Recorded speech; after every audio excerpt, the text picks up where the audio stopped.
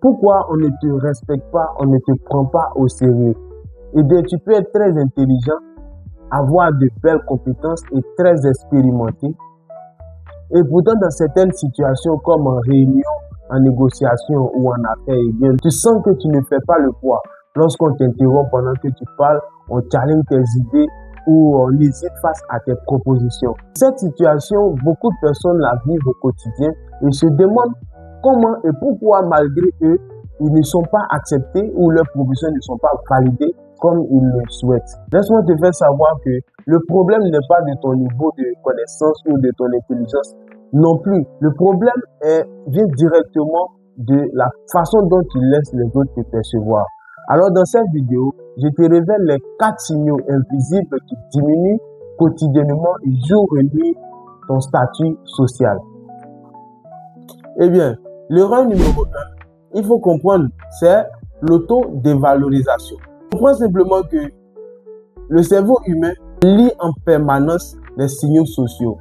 Et donc, lorsque tu minimises tes propos, tu diminues également ton statut ou ta position et on ne va pas te respecter si toi-même, tu annonces que ce que tu dis, tu n'en es pas sûr ou tu n'es pas sûr de ce que tu dis. C'est la raison pour laquelle il faut apprendre à maîtriser le langage. Il faut apprendre à parler avec certitude, à parler avec assurance et pour donner de la force ou du poids à ce que tu dis, à ta manière de parler, afin que les autres puissent t'écouter et valoriser tes opinions.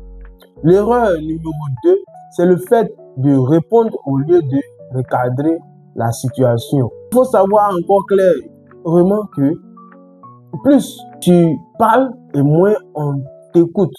Tu donnes moins d'envie aux autres de t'écouter.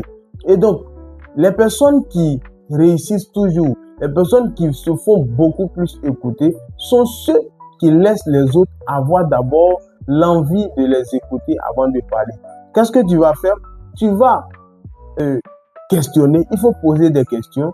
Quand tu poses des questions, ça permet aux autres de s'exprimer, de parler, sans toutefois t'écouter. Et après épuisement, ils auront envie de t'écouter. Donc, la meilleure stratégie de donner envie aux autres de t'écouter, il faut d'abord leur poser des questions lorsque vous êtes en échange. Parce que quand tu poses des questions, tu structures la causerie. Et celui qui structure contrôle. Et quand tu contrôles, tu donnes envie aux autres de t'écouter. Eh bien, l'erreur numéro 3, c'est le rythme.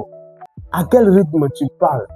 Quand tu parles vite, alors le cerveau humain va détecter immédiatement ton besoin de te sentir ou ton besoin de convaincre.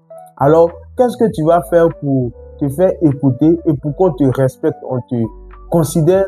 Il faut parler à un rythme très lent. Il faut parler doucement, de façon maîtrisée.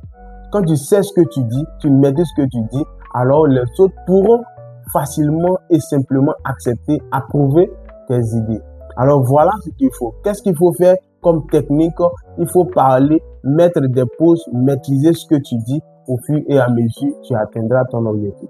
L'erreur numéro 4 que la majorité de personnes commettent tous les jours, c'est la recherche constante de l'approbation. Alors, lorsque vous attendez de la validation chez votre interlocuteur, alors vous avez déjà perdu. Parce que attendre la validation de l'autre, c'est se mettre d'ailleurs ou d'abord dans une position basse. Mais celui qui prend le contrôle de ce qu'il dit, il n'attend pas la validation de l'autre, mais il est sûr, il est convaincu de ce qu'il dit, alors les autres peuvent facilement recevoir ce que tu as. Voilà un exemple très clair de la façon dont tu te vends, c'est comme ça qu'on t'achète.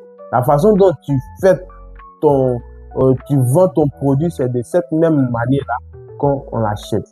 Et la valeur que tu te donnes, la façon dont tu vis, tu te construis, c'est de cette même manière-là que les autres vont te percevoir au niveau social. Donc, la recherche d'approbation est l'une des erreurs à éviter dans la vie sociale. Alors, la stratégie, c'est très simple en résumé.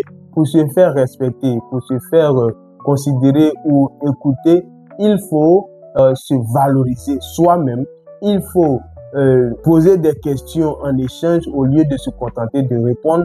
Il faut également parler à un rythme maîtrisé et lent, et il faut arrêter de rechercher de la validation chez l'autre. Bien, il faut comprendre en conclusion clairement que le respect ne vient pas de ton intelligence. Ce n'est pas à cause de tes compétences ou de tes expériences que les autres vont te respecter, mais de la façon dont tu te présentes, la façon dont ou l'image que tu construis, en sorte que les autres puissent voir, la façon dont les autres te perçoivent. C'est cette manière-là qui te donne plus de valeur et qui donne l'envie aux autres de t'écouter. Sur ce, si tu recherches des stratégies ou des idées pour construire ton cadre social, pour maintenir ta position et pour avoir du respect avec les autres, te faire écouter ou maîtriser le langage ou poser ton cadre, alors je te recommande de t'abonner, car ici, je partage régulièrement certaines stratégies qui vont te servir mieux pour atteindre tes objectifs et maintenir ton statut social.